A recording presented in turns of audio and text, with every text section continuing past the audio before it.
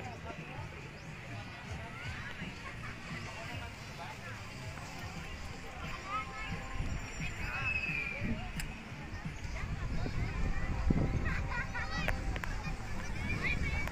Ayan guys, ayan, andito kami ngayon sa lugar kung saan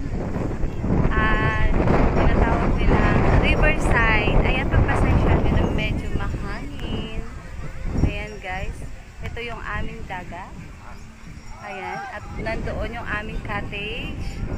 Ayan.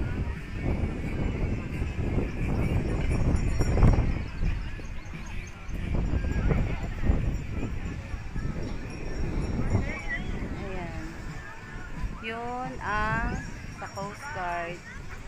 Tapos ayan, malapit lang yung bahay ng tita ko dito, kaya dito na kami.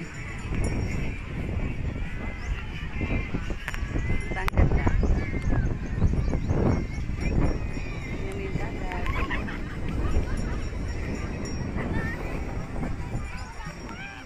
Super init. Oh my god, wait lang guys.